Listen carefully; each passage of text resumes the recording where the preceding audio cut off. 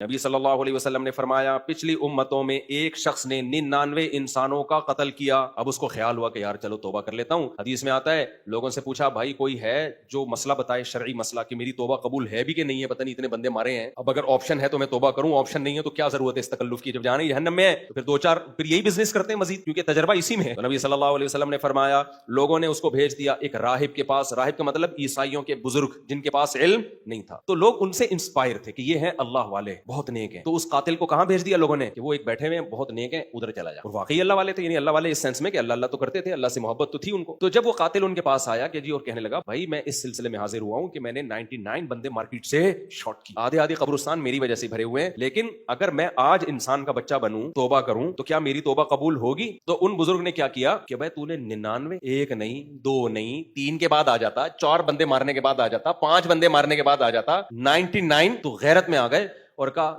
لا اب نہیں ہو سکتا، اللہ کرے تو جائے جہنم میں۔ تو اس شخص نے بولا کہ جب 99 مار ہی دیے اور جانا جہنم میں ہی ہے تو پھر سینچری پوری کر کے جاؤ نا، جب جہنم میں قاتلوں سے ملاقات ہوگی کہ تو کس سلسلے میں آیا، میں 10 بندے مارے، وہ کہیں گے 15، تو جب میں بتاؤں گا سینچری تو کچھ تو عزت تو ہوگی نا وہاں پہ، جہنمیوں میں تو ہوگی چلو یار کچھ کر کے آیا ہے۔ تو اس نے کہا میں نے 100 بندے مارکیٹ سے شارٹ کی، سوری اس نے کہا میں نے 99، تو انہوں نے کہا اتنے ایک نہیں ہوتی توبہ غیرت میں، تو وہ کیا کیا ہے فقتلہ، اس نے کہا پھر تجھے بھی ماروں گا، پورے 100 بندے مارکیٹ سے مار کے جاؤں گا میں مارکیٹ میں۔ تو راہب کی بھی گردن اڑا دی اس نے، سمجھتے ہو کہ نہیں سمجھتے؟ حالانکہ راہب یہ جلد بازی کا فیصلہ تھا یا نہیں تھا؟ بھائی آپ کو ایک دم غصہ آ گیا قاتل پر، جذبات یہی ہوا نا، جذبات ہو گئے نا ان کے، یار یہ انسان کا بچہ ہے، تو تھوڑا سا سوچ لیتے کہ یہ غصہ اس وقت بنتا تھا جب یہ قتل کر رہا تھا اور آپ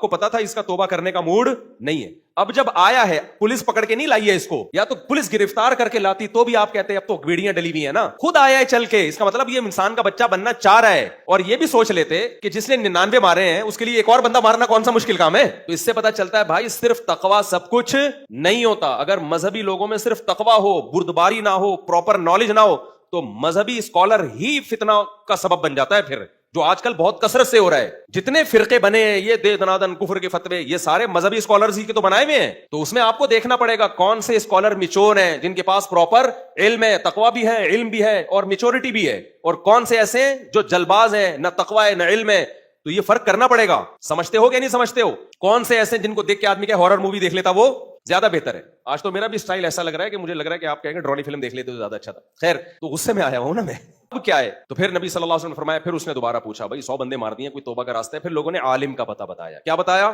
عالم۔ تو حدیث میں آتا ہے ان کے پاس آ کے کہا انہ قتل 100 نفس، بھائی 100 بندے مار دیے، کوئی توبہ ہو سکتی ہے؟ تو ان عالم میں حلم بھی، اناہ بھی، علم بھی۔ یہ چھوٹا جرم تھا بڑا جرم تھا؟ بڑا نہیں، بہت بڑا جرم، 99 کوئی ہلکا نہیں ہوتا۔ قرآن سے ہمیں پتہ چلتا ہے کہ شرک کے بعد اور نماز چھوڑنے کے بعد سب سے بڑا جرم اسلام میں حقوق العباد میں کیا ہے؟ انسانیت کا قتل، اور سب سے بڑی نیکی بھی انسانیت کی جان بچانا۔ تبھی تو میں کہتا ہوں ڈاکٹر اگر انسان کے بچے بن جائیں نا تو یہ تو ویسے ہی جنتی ہیں، یہ تو انسانیت کی جان اتنی بچاتے ہیں یہ لوگ، لیکن یہ نیتیں بہت سو کی ٹھیک نہیں ہوتی، اور دھوکے بہت سے سب نہیں ہوتے، بہت سے اگر یہ اللہ کی رضا کے لیے کریں تو یہ تو اتنی زبردست ان کے پاس پیکیج ہے جنت کمانے کا۔